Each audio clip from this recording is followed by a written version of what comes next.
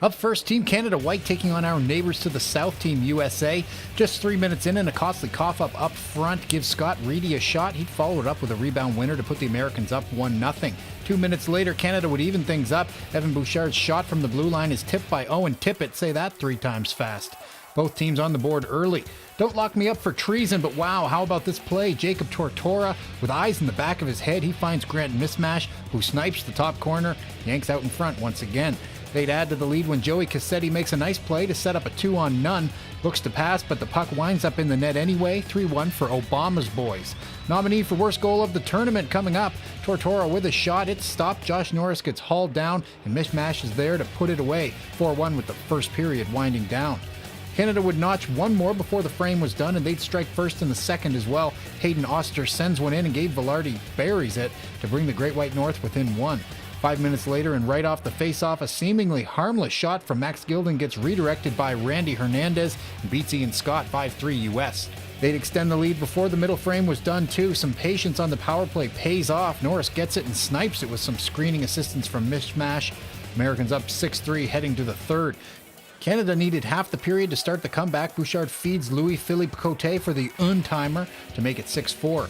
Bouchard would get another helper a few minutes later, his third on the night. He gives it to Velarde, who hits Greg Muriles all alone. It's a one-goal game once again. But an empty netter with 6 seconds left in regulation would seal it 7-5 the final. After the game, Gabe Velarde said, in a tournament such as this, you've got to put a loss in the rearview mirror as quickly as possible. Take away the good things and then get your rest, and you got to get ready. The next day you got another game. We play the Czechs tomorrow, and it's not really a must-win, but it is a must-win kind of thing, you know what I mean? So more World Under-17 action. Team Canada Black in the Czech Republic last night. Just about 9 minutes into the first, Alex DeOrio turns the first shot away, but Marek Skvern gets the rebound and hands it off to Daniel Bukak, who lights the lamp. 1-0 Czechs. Only took them about 20 seconds to notch another one. This time Jacob Galva's point shot hits the mesh, and halfway through the opening frame, Canada is down by 2. They'd tie it before the period was out, and immediately after killing a 5-on-3, Joseph Veleno sends the puck in front. Somehow Michael Rasmussen is able to redirect it in. 2-1 heading to the middle frame. The tying goal came late in the second. Jake Lesheshin streaks in all alone and buries it past goaltender Thomas Vornaka. 2-2 is the score, but it wouldn't be for long. Philip Zadina tries a shot. It doesn't go, but he gets it again and puts it away, this time to elevate the Czechs once again, 3-2, heading to the third. It would take 16 minutes for Canada to even the score. Stelio Matthews wins the face-off. Puck comes to Joktan Cheney, whose wrister is right on the money. Late in the game, and it's tied 3-3. They go to a 5-minute overtime period, but that solves nothing. So time for everyone's favorite part of a hockey game, the shootout. Up first, Zadina for the Czechs. Too many moves, not enough shot. He fans on it. David Levin gets stopped at the other end, and Vornaka thinks he's won it. Won't be the only time either.